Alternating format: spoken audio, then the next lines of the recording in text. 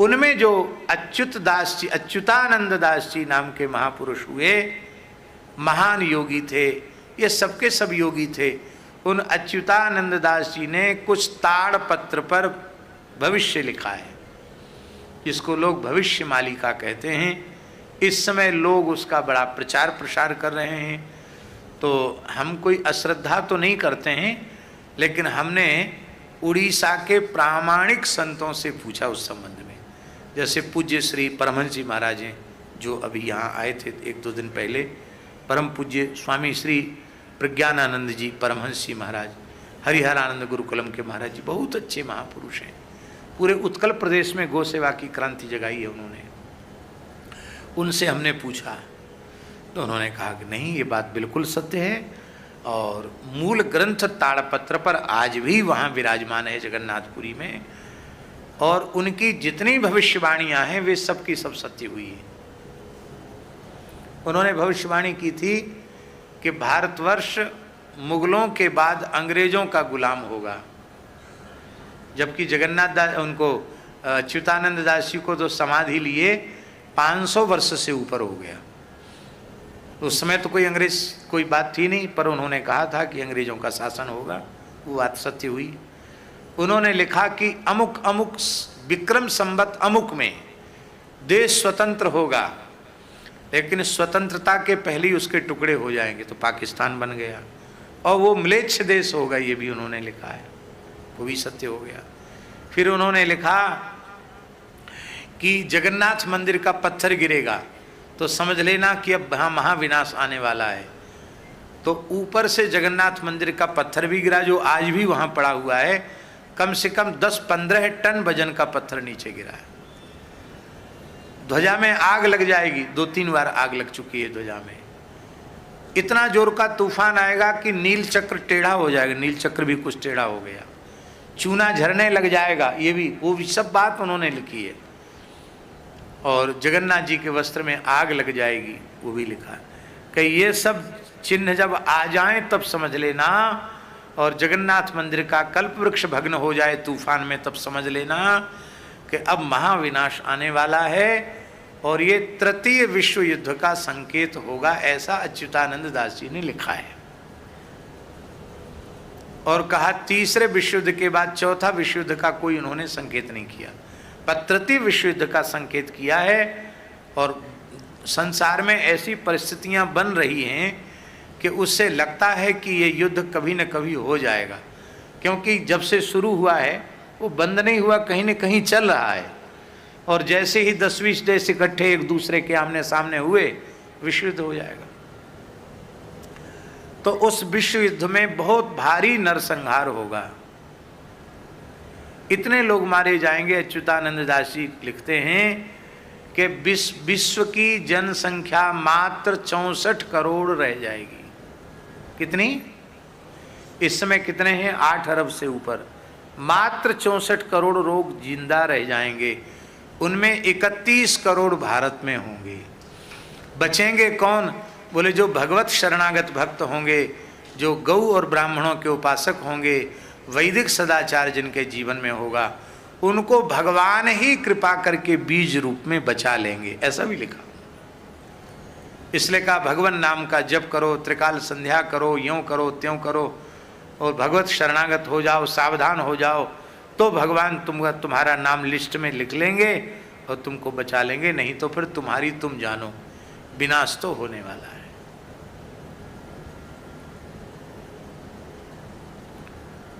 और उन्होंने भी ये बात लिखी है कि मरु और देवापी को भगवान इस धरती का शासन सौंप देंगे।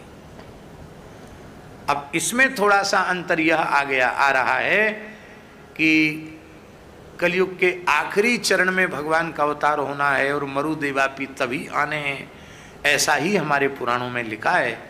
तो ये कैसे होगा, इस संबंध में भी उन्होंने प्रश्न भी किया है अपने मूल ग्रंथ में, और उसका समाधान भी किया है कि जितना अधिक पाप बढ़ेगा तेजी से, उतनी अधिक कलयुग की आयु नष्ट होगी। और सोमवती अमावस्या, सूर्य ग्रहण, चंद्र ग्रहण आदि से कलयुग की आयु कम होगी। कम होते होते इतनी कम हो जाएगी कि इस तृतीय विश्व के युद्ध के बाद भगवान कल्कि का प्रभाव दिखाई पड़ेगा और 1000 वर्ष के लिए कम से कम फिर से समय बदल जाएगा ऐसा। और श्री सूरदास जी ने भी एक पद में इस प्रकार की बात लिखी है, वो पूरा पद हमें याद नहीं है, कहीं लिखा तो था लेकिन भूल गए, शायद सीता शरण जी के पास होगा तो पता नहीं। रे मन धीरज क्यों न धरे, ये सूरदास जी का पद है।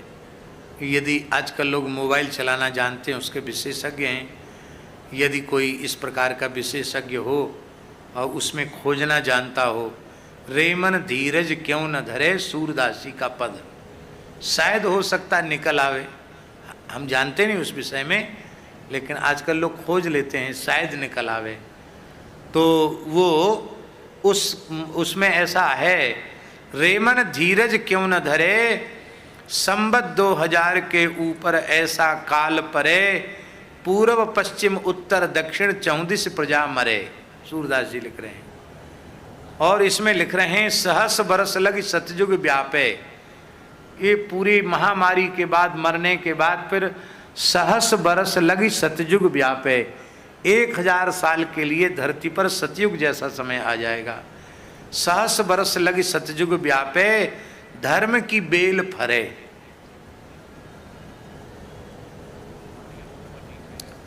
धर्म की बेल फलित हो जाएगी। और सूरदास यह हरि की लीला, टारे ना ही टरे, रे मन धीरज क्यों न धरे।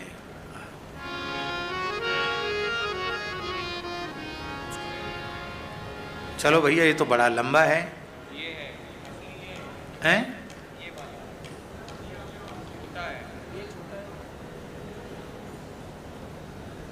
अब ये तो भ्रम पाड़ दिया, कोई कहता बड़ा है, कोई कहता छोटा है, तो हम किसको माने, बड़े को माने कि छोटे को माने? छोटा थोड़ा जल्दी हो जाएगा। अरे ये ले जाओ ना, लो भैया। चलो, ये पहली बार इसको हमको कथा के बीच में छूना पड़ रहा है। पद संख्या 180 पद है, ऐसा इसमें लिखा है। रे मन धीरज क्यों ना धरे, रे मन धीरज क्यों ना धरे, संबत 2000 के ऊपर, संबत 2000 के ऊपर, ऐसो योग परे, रे मन धीरज क्यों ना धरे, रे मन धीरज क्यों ना धरे। पूरब पश्चिम उत्तर दक्षिण, चहुं दिशि काल परे, हाँ अकाल मृत्यु जग माही व्यापे, प्रजा बहुत मरे, रे मन धीरज क्यों ना धरे, हाँ रे मन धीरज क्यों ना धरे। सहस बरस लगी सतयुग व्यापे, सहस बरस लगी सतयुग व्यापे, सुख की दशा फिरे, सुख की दशा फिरे,